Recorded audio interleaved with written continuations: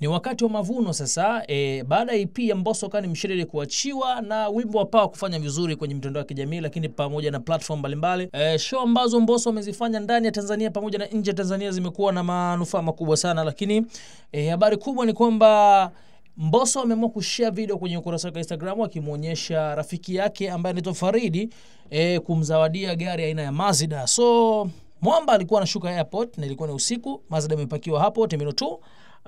Mbosso kwa kumfanyia surprise Faridi akaamua kumzawadia Mazda hiyo na kumkumbatia na kuongea maneno mazuri kabisa ya kumtakia heri na fanaka kubwa sana. Hakika hii ni issue ambayo imeenda viral sana kwa sababu Mbosso kwa mwaka huu umekuwa ni mwaka mkubwa sana kwake. Mpaka nafikia stage anaamua kutoa misaada mbalimbali. Sasa tuliona alienda kwenye shule kadhaa akatoa baadhi ya vifaa vya elektroniki ili watoto waweze kujifunza na vitu kama hivyo, lakini pia tukaona akitoa misaada mingine mikubwa sehemu tofauti katika mazingira ya jamii.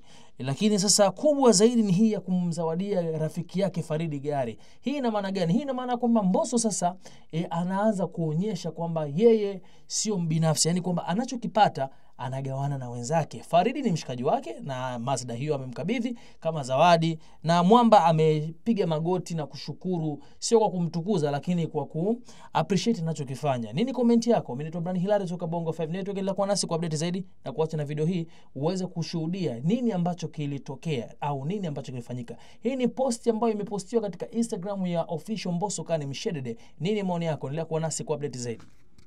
Gari yako ni ya kwako, yani sasa ya nini mali yako, na hata kadi yako itakuwa na jina la kwako wewe. Itakuwa na jina lako wewe mwenyewe. Namshukuru sana Mwenyezi Mungu, namshukuru sana Mbosso na uongozi mzima wa Kani Music. Katika ndoto zangu moja hapo ni hii leo imetimia. Namshukuru sana Mungu, Mwenyezi Mungu amjalie alipotoa, Allah amzidishie iwe kidogo, amzidishie kile kikubwa maradufu mara nyingi zaidi. Asanteni sana wote mnamfuatilia Mbosso. Kufanikiwa kwake ndio kufanikiwa sisi ambao tuko nyuma yake. Shukrani sana kwa Mbosso. Unajua watu wengi wanajua mimi Faridi ni ndugu yangu wa damu. Mimi Faridi sio ndugu yangu wa damu.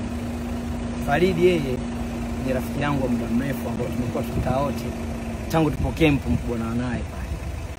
Kuna kipindi ilitokeaga issue moja hivi tulisafiri tulienda Mwanza kwenye show. Kwa nimetoka Mwanza nimerudi, yeye alikuwa nimemwachia chumba. Nikakuta kabati langu limeibiwa nguo zote.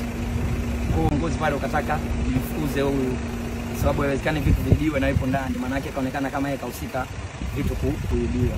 Lakini nikamwona ni rafiki yangu ambaye mimi na mapenzi naye, nikanambia basi usio unakuja mchana, wewe unakuja usiku muda wa kulala ili viongozi wasifanyaje, wasikuone.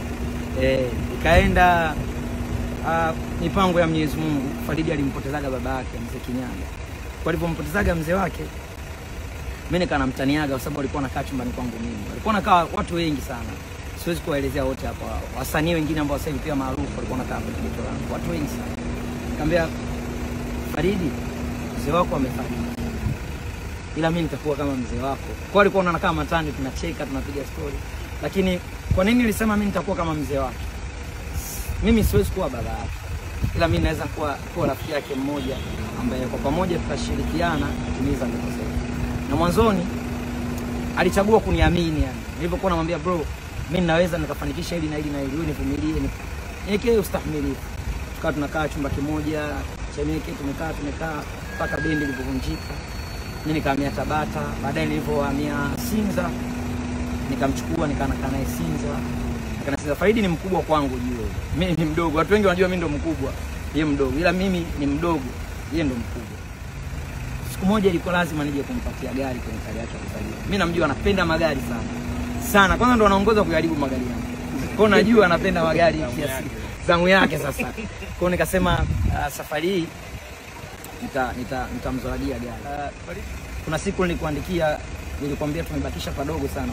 Uliniposti kwenye birthday yangu. Nikamwambia tumebakisha padogo. Nikimaanisha padogo maana yake sio kesho kutwa. Tuna safari ndefu sana ya kwenda. Lakini tulipotoka na tunapoenda, tulipotoka tumepaona, tunapoenda tupa juu. Kwa panaweza kaa padogo kaa parefu. Kwa nashukuru kwa kuwa siku zote kwenye maisha yangu kwa rafiki yangu bora, unanisupport, unaniamini tukapambania ndoto zetu kwa pamoja. Hii ni zawadi yangu mimi kwako, kwa imani tutaifurahia.